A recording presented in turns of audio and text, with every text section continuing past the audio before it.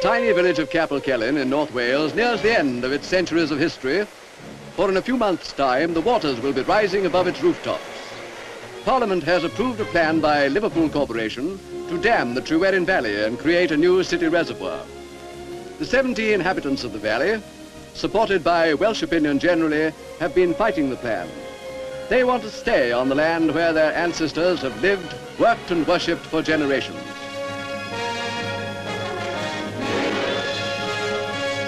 Liverpool, they point out, already has a reservoir at Lake Vyrnwy, not far away, and will soon have so large a surplus she'll be able to sell water to other English towns. Men like farmer R.E. Jones, who's reared 13 children in Trywryn Valley, still do not know whether their compensation will be in money or land. Wel, dwi'n ei wir fod yn onest o'ch chi Elizabeth. Mae'r syniad yn hys bost, gwneud lle yn y fan yma i fod wedi dŵr i fod o Lerpwl. Rydw i'n cytuno i ddiwyd Soberi. Wel, ni fan digwydd yn Cwm Celyn ni, dim ffiar Soberi. Concluded.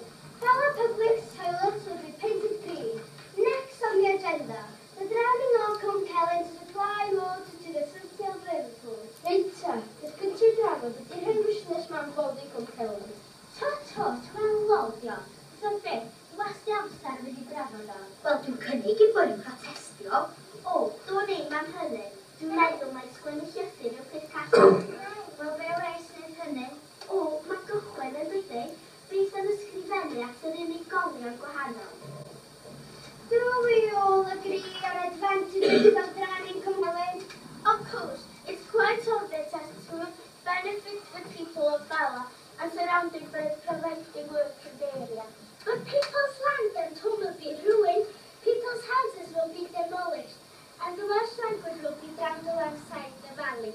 I think we should protest. What a silly idea. Think of all the money they will receive. They'll do better, if anything.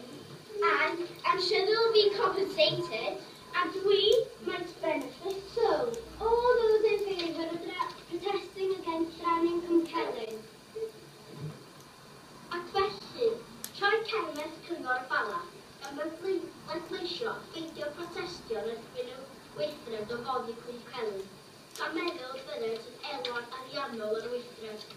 Diwedd y gan yn wir yn egeiniol i lawr y pwyllgor cyngor tref y Bala. Felly, os yw'n rhihannu a sredleisiau byswydd y bors am yn ei gael ei arwyddo. Syniad da. Os gen i'n ddigon o enwau, fydd hi'n anodd ar y naw arnyn nhw.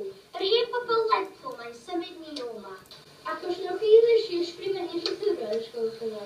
Wrth gwrs yna, dim problem o gwbl. Ond bu'n rhaid iddi hi weithio'n galed yn y dechrau i gael pobl o bob cefndir i gefnogi'r ymgyrch. Un oedd yn ddiffiant ac yn bendant dros iawnderau pobl Trywryn o Gwynfor Evans.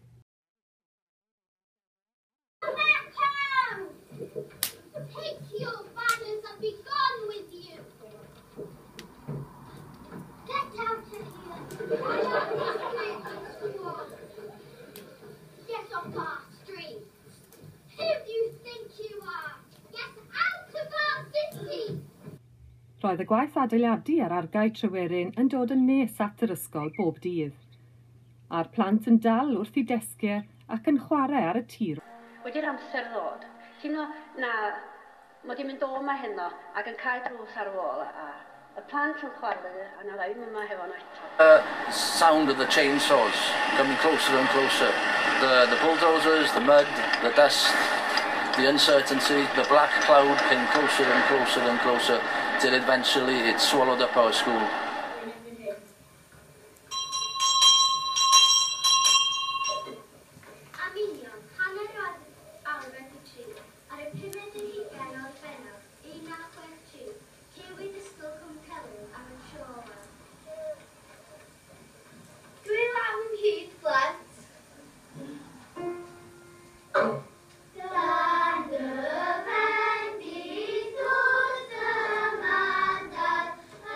Under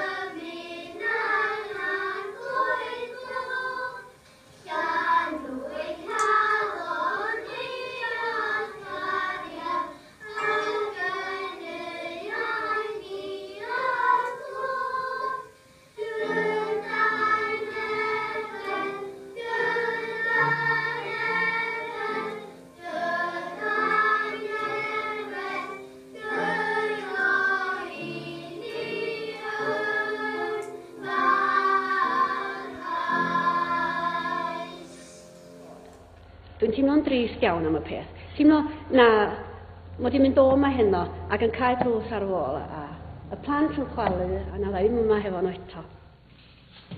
We closed our desks and Mrs. Roberts, cleaned the blackboard, and closed the desk, put the things in and said that the school was going to be demolished and that we wouldn't be coming back.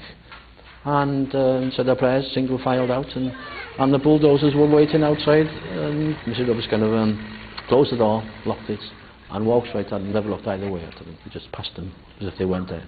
We went up the valley and we snuck back down again to see what was going on, and we actually saw the bulldozers move in and just take it down. They didn't take anything out of the school, they just smashed it as it was.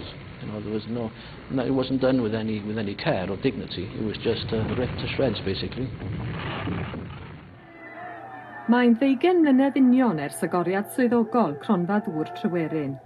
Waitha'r protestiadau heddychlon a gweithredu uniongyrchol,